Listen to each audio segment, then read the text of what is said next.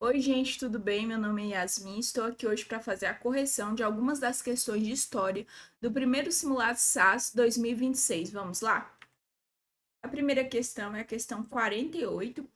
Iniciar pelo enunciado, mesmo esquema de sempre. O trecho indica a estratégia neerlandesa que tinha como objetivo: o comando militar holandês deu-se finalmente conta da necessidade de rever sua estratégia original no sentido de adaptá-la às condições brasileiras, o que visava atingir mediante as excursões militares ao interior, aos centros de produção e de população, os engenhos, as povoações, os pequenos portos, de que dependiam vitalmente das tropas locais. O comando da região compreendeu de imediato as implicações da revisão holandesa, que vinha colocar uma cunha penosa nas relações entre ele e a população regional, a qual, frente aos prejuízos decorrentes da ofensiva neerlandesa, afastavam-se progressivamente dos defensores naturais. O que o texto está falando é que, daquele momento das invasões holandesas, inicialmente eles ficaram fixados ali mais no litoral brasileiro. O que eles perceberam que em dado momento isso poderia enfraquecer a influência de poder deles e que também eles poderiam ser retirados facilmente, porque eles tinham um domínio de um local limitado. Então, o que eles perceberam? Se adentrarmos ao interior, poderíamos retirar essa influência de Portugal naquelas populações e nós exercermos esse poder. E é isso que o texto te fala, quando fala que as excursões militares do interior do centro de produção, aí isso daqui são pontos importantes para a coroa portuguesa. Então é isso que o texto está te falando, que os holandeses perceberam que deveria ter uma mudança na sua estratégia, porque eles teriam que cooptar o apoio dessa população local para que eles fossem contra Portugal e assim eles aumentassem sua influência territorial, ok? Vamos às alternativas. Fortalecer a região contra invasores? Não. Se fosse no ponto de vista português, faria sentido essa alternativa, né? Porque os portugueses teriam que fortalecer a sua região contra os holandeses. Mas aqui, os invasores, na verdade, são eles, então não faz sentido essa alternativa. Priorizar a diplomacia entre as nações? Não. Não é um campo político, meramente político, que é algo mais prático, mas mesmo que fosse, eles não estão buscando uma diplomacia, na verdade é mais uma luta ali por poder e influência de território, então não faz sentido essa alternativa também. Enfraquecer a presença dos portugueses, exatamente. Enfraquecendo a presença dos portugueses, eu consigo que aquelas populações vejam em mim a única forma de proteção, de ajuda, porque era isso que Portugal representava naquele momento. Apesar de não ser oferecendo uma qualidade de vida adequada, era o que eles tinham, era o que eles poderiam ter. Então, eles enxergavam em Portugal essa capacidade de protegê-los. Promover a autonomia regional da colônia, não, não é uma autonomia, porque eles não querem que os colonizados fiquem livres de qualquer tipo de domínio. Na verdade, eles querem que o domínio seja agora deles, em vez de Portugal. Então, não faz sentido. Realizar a preservação de recursos estratégicos? Não, não é preservar, porque aqui no início do texto já está falando que é necessidade de rever a estratégia. Se fosse preservar, eles manteriam essa estratégia, então não seria rever. O trecho menciona colocar uma cunha penosa nas relações entre populações e defensores naturais, os portugueses. A lógica era a seguinte: se os holandeses atacassem as propriedades dos colônios, a população começaria a sofrer prejuízos enormes, imensos. Isso geraria um desgaste, a população passaria a ver portugueses como incapazes de protegê-los contra a ofensiva neerlandesa. Então é como se Portugal exercesse ali um papel, vou falar de uma forma simbólica, exercesse o papel de uma mãe, e aí a Holanda estava invadindo e enfraquecendo essa relação, e aí eles já não conseguiam mais ver em Portugal esse sentimento maternal de proteção e de oferecer a administração ali. Estou falando de forma simbólica para que vocês entendam, é isso. O Portugal representava essa mãe que cuidava do território colonizado e que neste momento as populações locais deixariam de ver Portugal como essa proteção natural, porque desde o momento da invasão eles enxergavam isso porque ficaram reféns disso. Ok? Vamos para a próxima questão. Questão 51. A ciência mencionada no texto desenvolveu conhecimentos associados a.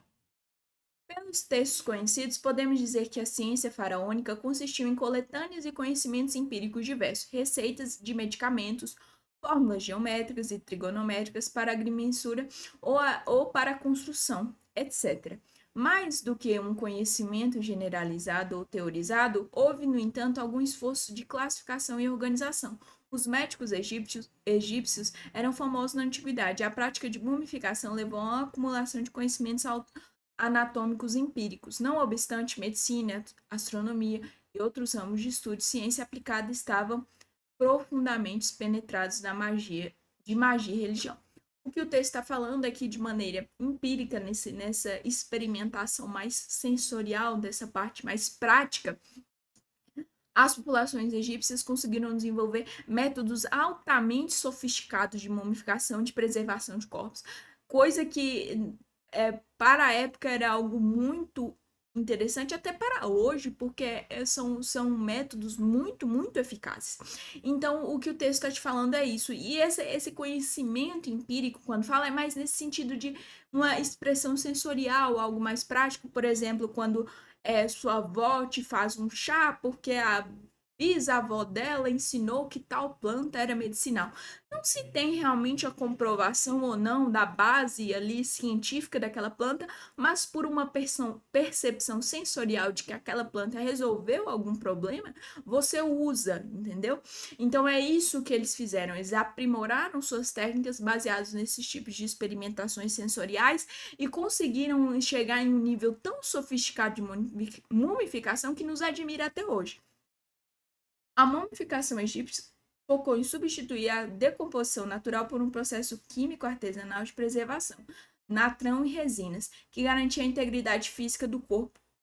Por que se garantia essa integridade física? Porque se entendia que esse corpo seguiria para o encontro dos deuses, então você deveria manter o corpo ali perfeito para que naquele momento posterior à morte você encontrasse os deuses de uma forma como o seu corpo ali em um estado assim, como era em vida. E é isso que era importante para eles. Tem uma base religiosa, essa mumificação.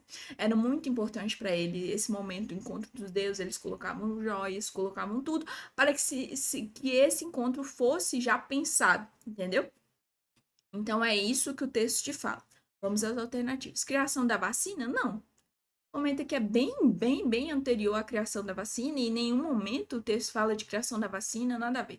Difusão de hospitais? Também não. O texto não te fala de difusão de hospitais, está falando de mumificação, de como essa mumificação surgiu mediante um processo empírico. Preservação de corpos? Exatamente isso. Erradicação de doenças? Não. Em nenhum momento do texto ele te fala que houve erradicação de doenças. Se você marcasse isso, você estava deduzindo algo baseado totalmente em extrapolação do texto, porque o próprio texto não te fala isso. Superação de superstições? Não, porque o próprio texto te fala aqui de penetrado de magia e religião. E como eu falei, essa integridade física era motivada pela religião, então não se houve uma superação de superstição. Esses avanços científicos viviam aqui lado a paralelos às expressões míticas deles. Então eles acreditavam, né, nas suas religiões, não se deixou de acreditar por conta do avanço tecnológico de mumificação. Então não faz sentido, ok? Para a próxima questão. Questão 52. A revolta que o texto se refere incluiu politicamente as camadas subalternizadas na medida em que decidiram adiantar os planos de insurreição e, aproveitando que era domingo, a cura local, Padre Miguel Hidalgo, em um lugar de missa, incitou seus fiéis a empreender uma luta contra o governo vigente.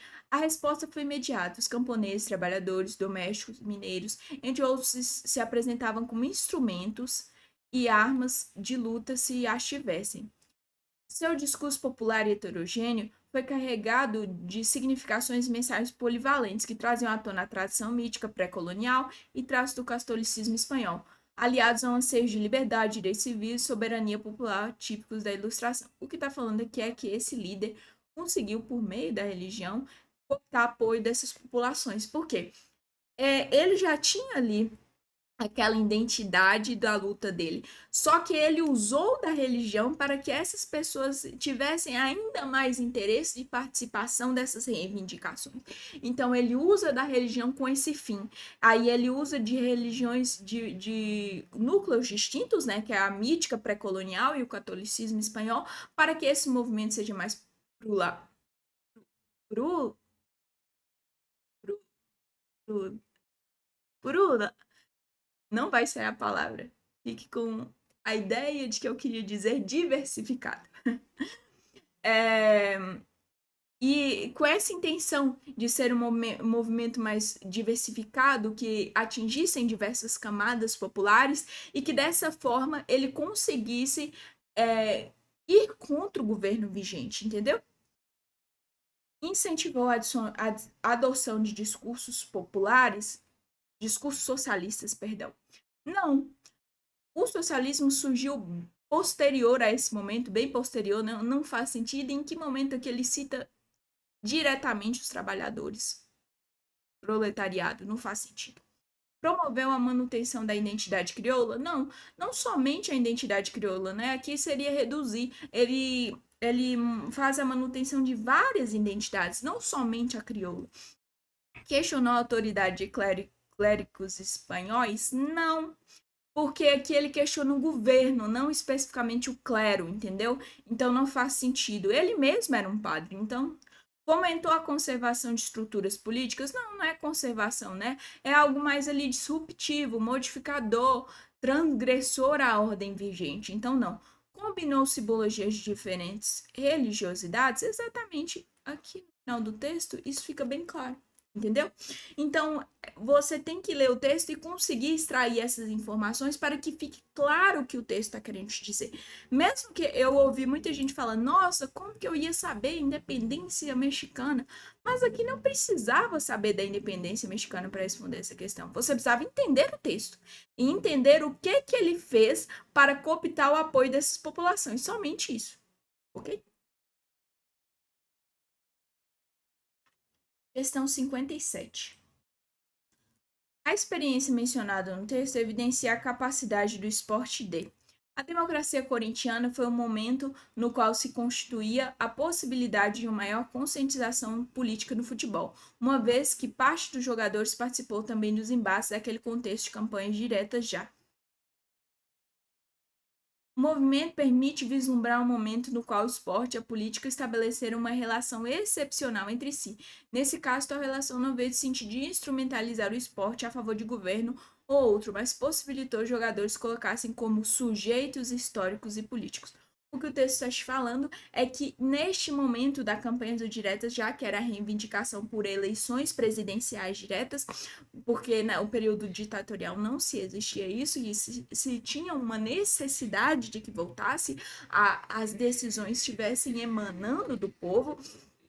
Então, se fala que essa democracia corintiana não assume o lado A ou B, mas o povo, essa reivindicação, esse afronte a um comando militarizado que não exercia a democracia de uma forma coerente, entendeu?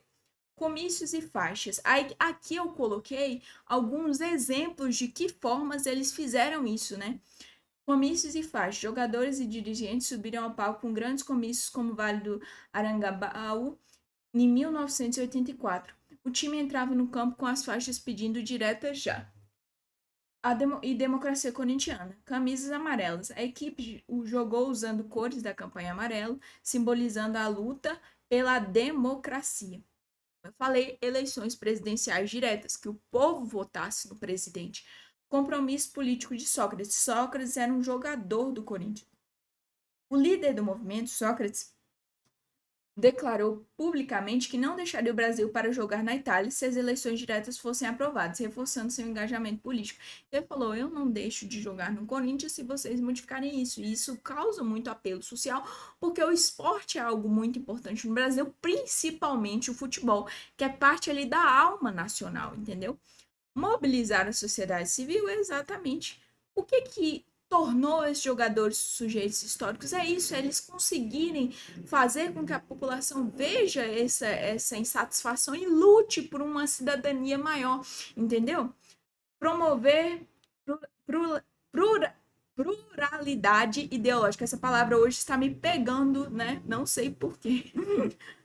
Ideológica. Não, assim, apesar de ter ali muitas partes vulneráveis sociais de várias camadas populares, não se faz sentido falar que o que evidencia a capacidade de modificação do esporte é somente isso, entendeu? Modificar instituições políticas também não. Modificar algo, instituição política, é justamente essa modificação específica e contextual, não é algo mais amplo, entendeu? Legitimar a gestão governamental? Não. Eles não estão querendo legitimar, eles estão querendo modificar. Combater as desigualdades sociais? Não, não tem, neste momento aqui, não tem relação com isso, entendeu? Ok? Vamos para a próxima questão. Não apareça mais essa palavra, porque eu não estou conseguindo falar ela. O documento do século XVI revela que a mão de obra escravizada requereu o procurador do Conselho, Lourenço Vaz, que a ponte do rio Tamanduá ATI, que vai para a várzea, para o campo, para cair, seja mandando consertar, seja muita serventia, e será para este povo, ao que os senhores oficiais mandaram para ser apregoado e notificados a todos. Amanhã, na saída da missa, que todo morador dessa vila mande seus escravos entre a segunda e a terça-feira para reparar a ponte. Que toda a pessoa que tiver 6 escravos, para cima que mande 2 serviços, e que quem tiver 6 para baixo mande um, a serviço que não seja interrompido até seja acabado, sob a pena de 100 réis e condenação pelo conselho. Então aqui está falando de como eles utilizavam esses escravizados domésticos na construção de obras públicas, né? Porque aqui está falando de uma ponte. Então é isso que o texto está falando de uma forma bem clara, específica, de que eles conseguiam, eles estavam solicitando esses escravizados domésticos para que participassem dessa obra pública, bem simples. Prestava auxílio às atividades agrícolas da comunidade? Não. Não é uma coisa prestada à comunidade em si, e também porque não era dever da população construir uma ponte, isso é dever governamental, isso que eu estou querendo dizer, entendeu? E não é uma atividade agrícola, que está falando de uma construção de uma obra, então não faz sentido. Realizava trabalho de responsabilidade dos moradores, como eu falei, é de responsabilidade do morador construir obra pública? Não, né, gente? Executava serviço doméstico sobre a ordem dos cidadãos? Isso já era a função dele. Aqui está falando do documento específico. Ele tinha essa função? Tinha, mas o documento aqui está trazendo outra função. Formava operações voluntárias. Isso aqui é absurdo, porque como que vai ser algo voluntário se essas pessoas eram escravizadas? Entendeu? Não faz sentido, são coisas antagônicas. Escravizado, voluntariado, não faz sentido. Opção absurda. Desempenhava papel obrigatório em obras públicas. Exatamente, obrigatório, porque eles eram escravizados, não tinha-se opção, eu opto por não participar dessa obra pública. Não tinha-se isso. Era algo desumano, totalmente incoerente, e que eles não poderiam decidir se iam ou não participar de algo. Era obrigatório e era uma obra pública, como se cita aqui, ok? Vamos para a próxima questão. Questão 67. A criação desse instrumento político dentro das instituições republicanas da Roma Antiga tinha como propósito o tribunato da plebe era anual e colegial. foi criado para defender os plebeus dos abusos dos patrícios por volta de 494 a.C. e transformou-se num trampolim para voos mais altos. Os magistrados eram eleitos a 10 de dezembro e inscritos presididos por outros tribunos e não por cônsules. Eram regulamentados membros do Senado, tinham poder de veto, eram sacrossantos, podiam convocar a população, mandar reunir curia, a curia tributa para promulgar lei e intervir na ordem pública.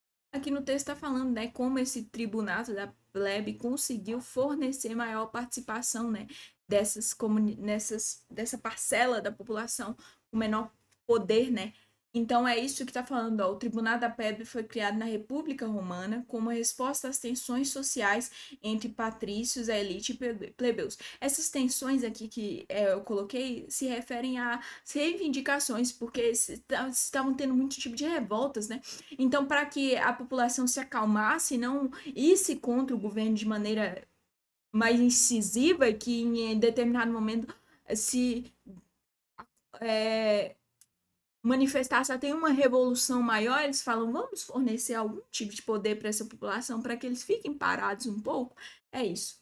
Propósito, servia para proteger os plebeus das decisões arbitrárias dos magistrados patrícios. Porque se não tivesse um representante do plebeu, sempre iria para o lado dele, entendeu? Porque como ele não tinha esse poder, não tinha influência, então sempre que fosse uma decisão, iria ser totalmente parcial a favorecer quem era da elite. Então, ele precisava que tivesse essa participação para que isso não acontecesse. Poderes. Os tribunos tinham com o poder do veto, interzei, que podiam propor leis, o que assegurava uma forma de participação nas decisões do Estado, mesmo que o sistema ainda mantivesse desigualdades. Como eu falei, não era totalmente uma modificação completa, era justamente colocar um poder contextual para que essas pessoas acalmassem os ânimos e não reivindicassem maior ainda, coisas maiores ainda, entendeu? Garantia de participação nas decisões do Estado. Exatamente. Essa participação dessa camada mais popular por meio do tribunato da plebe. Perdão. Dissolução das hierarquias sociais da República? Não. Como eu falei, não teve um momento ali de uma ruptura total e modificação estrutural completa.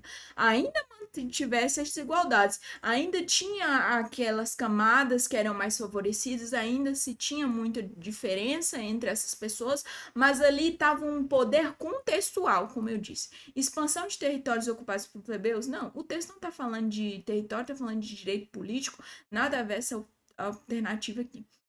Reconhecimento de autoridade do Senado? Também não. Em que momento se fala de autoridade do Senado? Você está falando mais de uma participação plebeia. Então não faz sentido. Reorganização de critérios de cidadania, como eu falei, era algo mais pontual. Não era uma de critérios de cidadania como um todo. Era algo totalmente pontual naquele propósito ali. Porque se você modificasse tudo, não seria interessante para as elites, entende? Então não se modificou completamente, se teve uma modificação de critérios. Era algo totalmente pontual, específico. Ok? Vamos para a próxima. Questão 72. No Brasil, a concepção histórica do quilombo denota um tipo específico da comunidade autônoma marcada pela. O quilombo brasileiro é, sem dúvida, uma cópia do quilombo africano, reconstruído pelos escravizados para supor uma estrutura escravocrata, pela implantação de outra estrutura política na qual se encontravam todos os oprimidos. Escravizados, revoltados, organizavam para fugir das senzalas e das plantações e ocupavam partes dos territórios brasileiros não povoados, geralmente de acesso difícil, limitado ao modelo africano. Imitando o modelo africano. Eles transformaram esses territórios em uma espécie de campo de iniciação de resistência, prefigurando um modelo de democracia racial que o Brasil ainda está a buscar.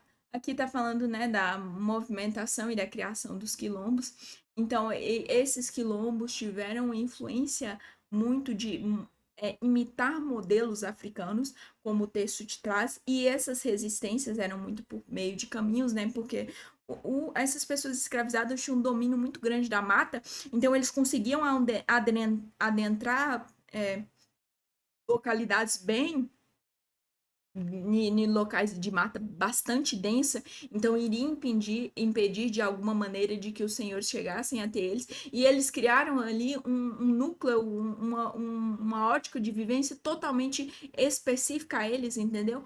É aquela comunidade tinha seu próprio modo de viver, toda uma organização, existia um ecossistema dentro dos quilombos, existia toda uma organização administrativa e tudo isso vinha de algumas imitações de padrões africanos e outras modificações ali que eles mesmos adequaram ao padrão de vida brasileiro, ok? Centralização de práticas culturais? Não. Em que momento se fala isso? Não faz sentido. Padronização de vínculos religiosos? Não. Não está falando que a autonomia específica da comunidade, a concepção histórica tem a ver com vínculo religioso? Não especificamente, né? Está falando mais de algo da origem dessas pessoas escravizadas. Reprodução de sistemas hierárquicos? Também não. Como eu disse, tinha-se um próprio ecossistema administrativo próprio do quilombo. Ele não imitava sistema hierárquico português ou qualquer outro. Aqui está falando de modelo africano, eles transformaram esse território mais em campo de iniciação de resistência. É nesse sentido. Ocupação de propriedades improdutivas, apesar de isso pode fazer sentido com os quilombos, mas não faz sentido com isso aqui, essa concepção histórica de o quilombo é dessa autonomia. Essa autonomia vem do fato deles ocuparem locais de propriedade improdutiva? Não, não é isso. Então, faz sentido com o contexto do quilombo? Faz. Faz sentido com o comando da questão? Não faz sentido. Faz sentido com o texto da questão? Não faz sentido. Incorporação de traços de ancestralidade, exatamente como eu falei, da origem deles. Esse ponto que deixa bem claro, ó, imitando o modelo. Então, como eu disse, às vezes o Enem te traz uma questão que está correto, baseado no assunto, mas não responde o comando e não tem relação com o texto. Então, sempre que você ver algo e já querer marcar assim na doida, pense um pouco, faz sentido isso? Ocupação de propriedade improdutiva até que faz sentido com quilombo, mas faz sentido com o comando da questão? Não. Então, vou repensar, vou ler o texto novamente para que eu não perca uma questão por bobeira. Ok? Vamos para a próxima questão.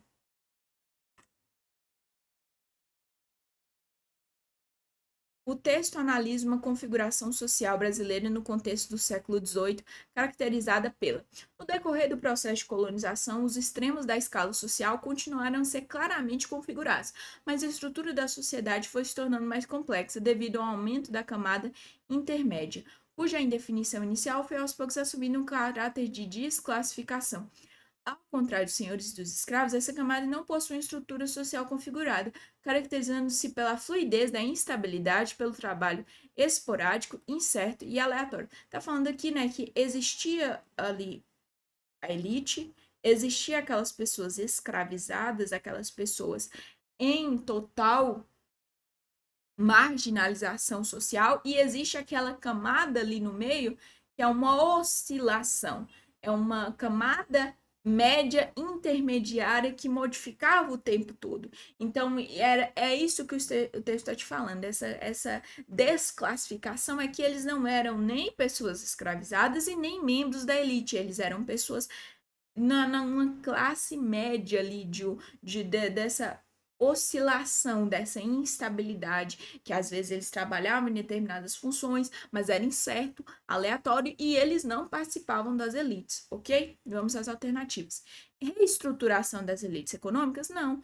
O que está falando aqui é de uma configuração, de como existia essa configuração, mas não de uma reestruturação. E essa reestruturação também não seria justamente nas elites, mas sim nessa classe média ali do meio. Formação de classes médias oscilantes, exatamente isso. Reconfiguração das relações trabalhistas, também não. O texto está enfocando aqui nessa criação dessa outra classe, não de como essa relação trabalhista dessa classe, apesar de ser citado como era o trabalho dessa classe, é mais para que você entenda como era aquela população, mas não no sentido de que o foco do texto era no trabalho daquela população, mas sim de quem era aquela população, de quem representava aquela população, de o que era ela, entendeu? Estagnação das camadas subalternizadas também não. Não faz sentido com o texto e não está falando de uma estagnação. Só tá, como eu falei, eles estão mostrando uma configuração existente. Olha, tem elite aqui, tem as pessoas escravizadas em total marginalização social, e existem aquelas pessoas que não estão nem em um extremo nem em outro, e que elas oscilam entre várias coisas. Não necessariamente uma mobilidade social, porque seria muito difícil que essa pessoa de classe média exercesse um poder na elite, mas justamente esse ponto de ela estar ali naquele intermediário das duas facetas sociais. A ascensão dos trabalhadores especializados também não. Em que momento se fala de uma ascensão de trabalhador e por que seria especializado? Como eu falei, cita trabalho, cita, mas não está falando aqui que o foco do texto é o trabalho. O foco do texto é classificar esses desclassificados, na verdade, nessa população que não tinha uma ordenação, que na verdade eles não eram representativos de nenhum nem outro, ok? Vamos à próxima questão. Questão 90.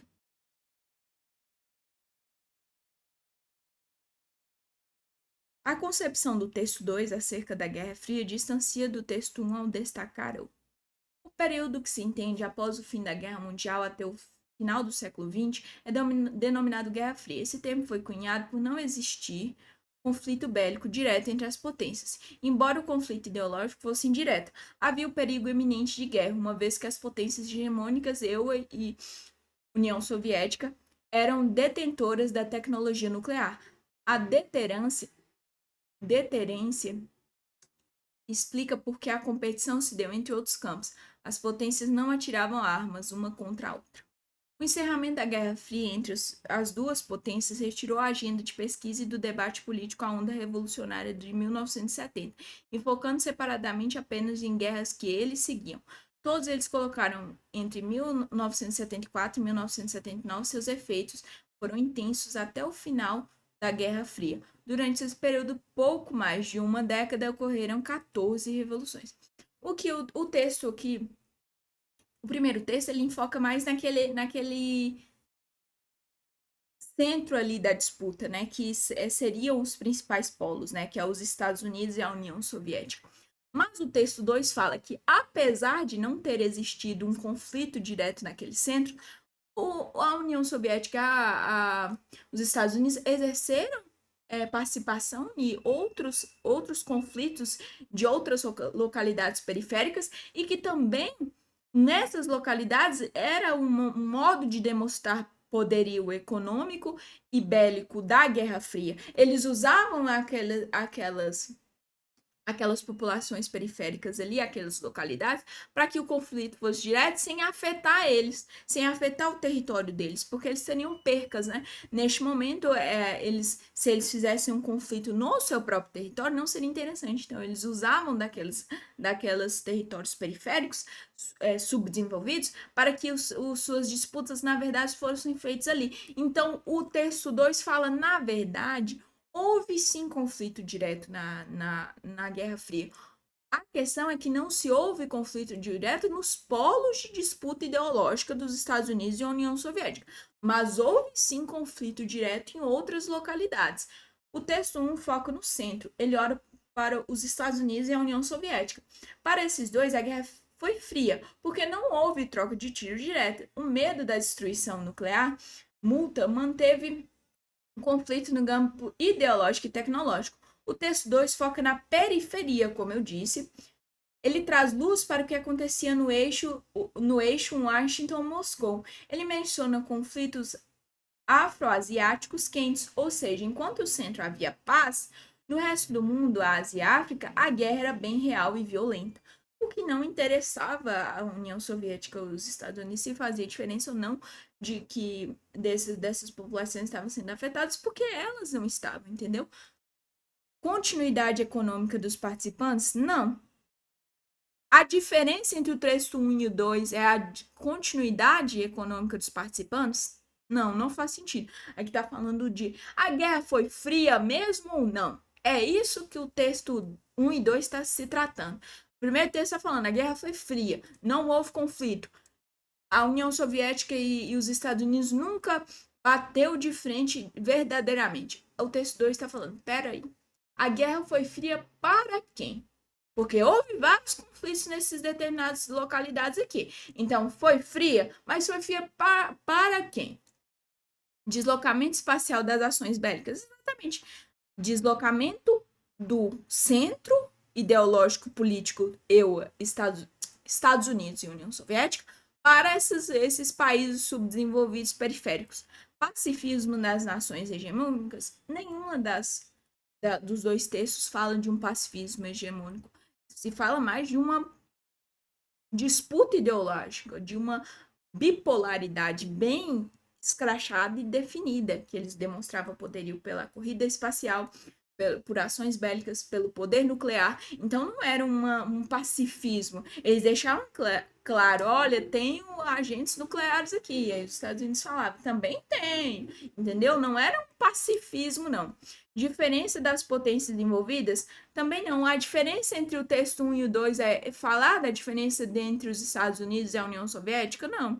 Natureza política do confronto? Ambos falam da natureza política do confronto.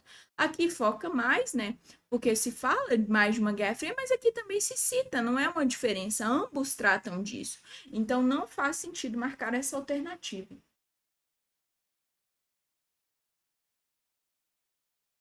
Então é isso, gente. Muito obrigado. Muito obrigada. Qualquer dúvida, estou à disposição. Desculpe, perdão qualquer coisa. E é isso. Estou à disposição sempre. Ok? Obrigada.